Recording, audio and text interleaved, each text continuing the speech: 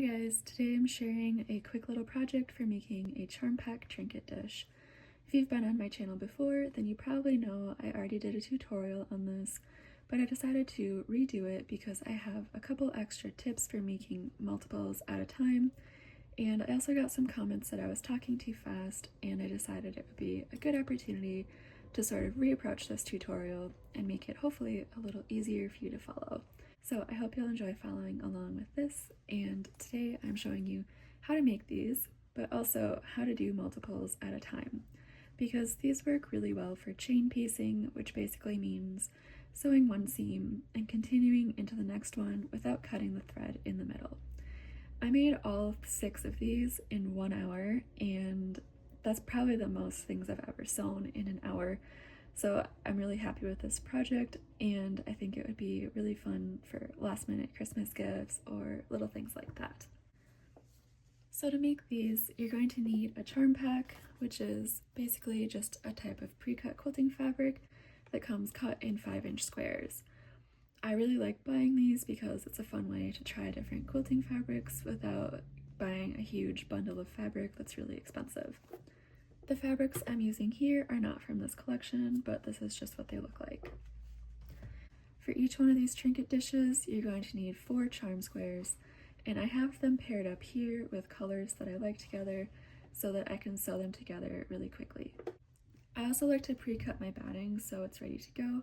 Other things you need for this project that are helpful are tailor's chalk for marking your corners, some nice sharp fabric cutting scissors, pins, and a ruler for marking your corners before you cut them out. So one of the fun things about this project is that your fabrics really don't need to match, and these pouches are also completely reversible. So for these ones that I made, I did use the same fabric for both sides of the outside and for both sides of the liner, and it makes a really nice coordinated color scheme. And for this, I don't have 2 fabrics that match for the outer and the inner, so I'm actually just using 4 different pieces of fabric that are all coordinating colors. For this project, you certainly don't need to use charm packs, so you can really use any kind of quilting fabric and just cut it to the right size, which is a 5-inch square. Because these pouches are reversible, it doesn't really matter what fabric is technically the outside, so I'm just going to pick 2 and attach my batting to it. So the batting is just going to go on your outer fabrics because if you put it on both, it's going to be really thick.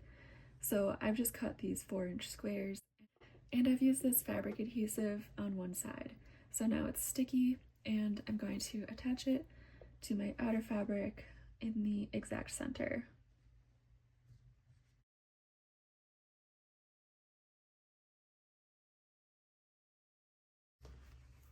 So now that I have the batting attached to 2 pieces of the fabric, I'm going to pair these up with the liner. I'm taking 1 piece of outer fabric and 1 piece of liner, and I'm just laying them right sides together.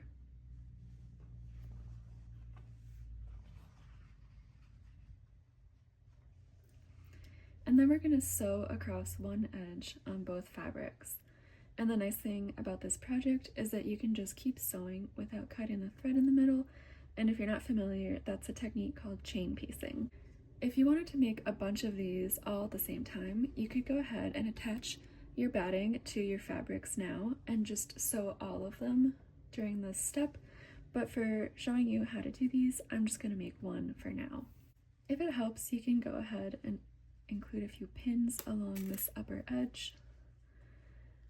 When I'm making a lot of these at once and I get into my sewing groove, I actually usually don't pin. So we're just going to go ahead and sew across these edges. For this, I'm going to use a 1/4-inch seam allowance.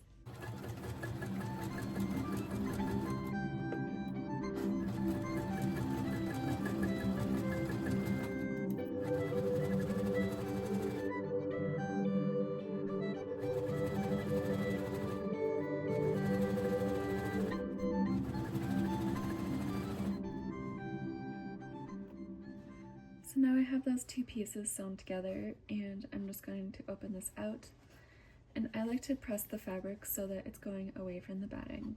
So I'm going to go press these with my iron. And here's what those fabrics look like after pressing. At this point, we're going to take one piece and lay it face down on top of the other and just line them up. And then you're going to pin all the way around here. You want to make sure your fabrics are lined up nicely in the middle here so that you have a nice crisp seam when they meet here. Otherwise, you're going to notice it. Once you're done pinning, you're going to start sewing about here, which would be 1.5 inches in from this edge, and you're just going to sew all the way around the outer. And then you're going to stop here about 1.5 inches from this edge. And that makes sure that you have a nice opening in the middle here that will let you turn the bag later on.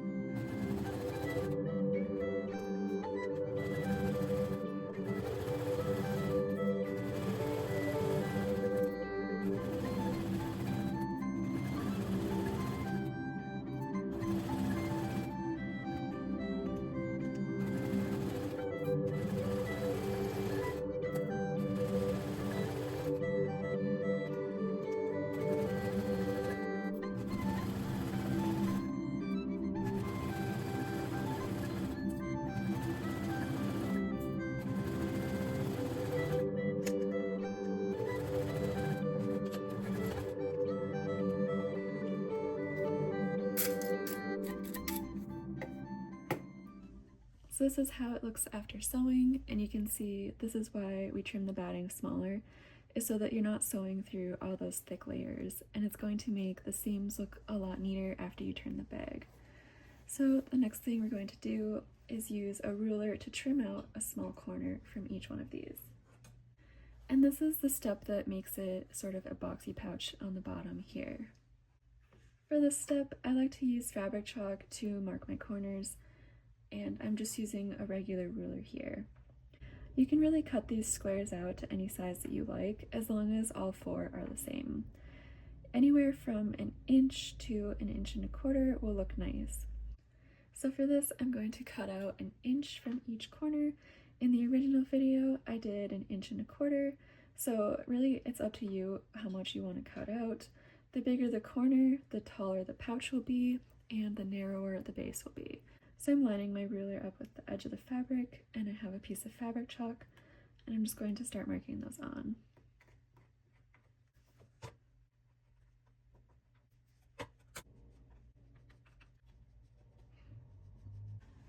So once you have the corners marked on, you can go ahead and cut them out with just regular fabric cutting scissors.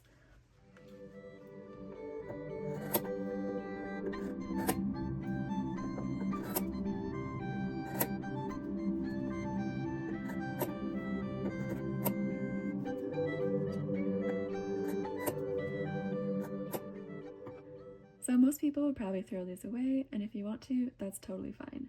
I like to save these and put them in my scrap bag because they're really great for crumb quilting, and if you're not familiar with that, I have a video on it. It's basically just making a quilt block out of tiny scraps of fabric, and it's really fun, so I recommend trying that. You would just rip out these threads and throw them in your scrap bag. So when you're done cutting your corners out, your bag is going to look like this. And then you're just going to open them out and lay these flat together. I like to move my seam allowances so that one is pointing one way and one is the other way. And then you're just going to sew across that using a 1/4 inch seam allowance. And then you'll do that on all 4 of your corners.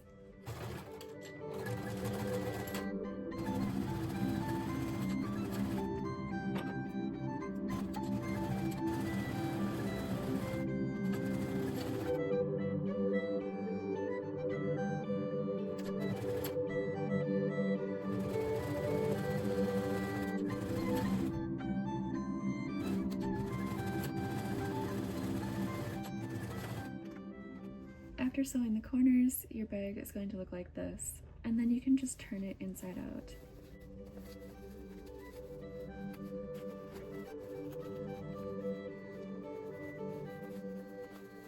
And the last thing you're going to do is stitch this closed with an invisible ladder stitch. I like to do this by hand so that the bag actually looks the same on both sides, and then it will be reversible.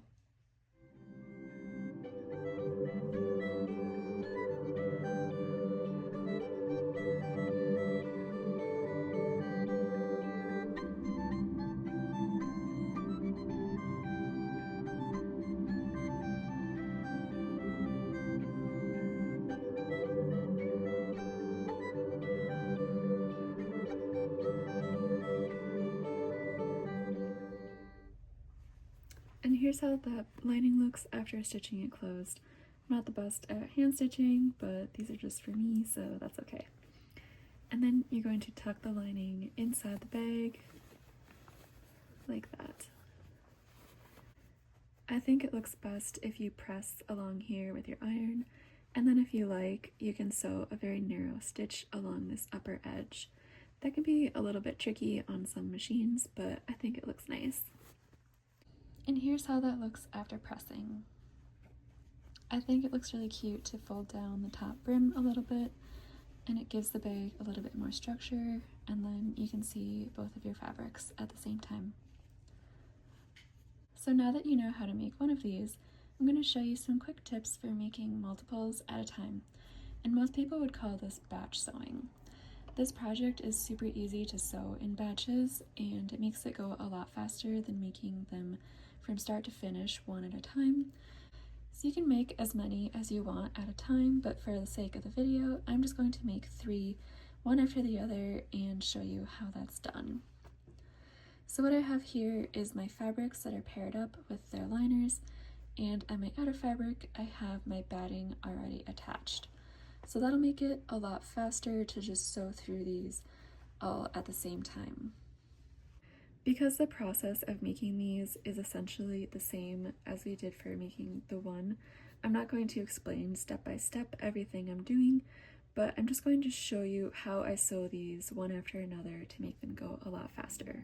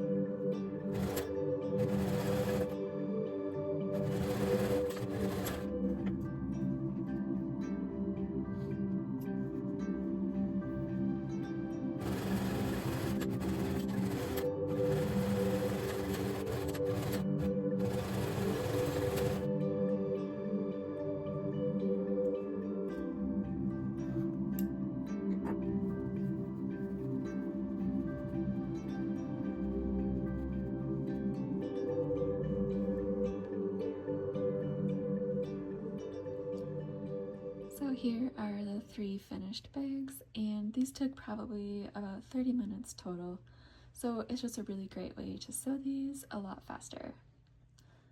So these make a really great little last minute gift, and I really hope you love this project as much as I do.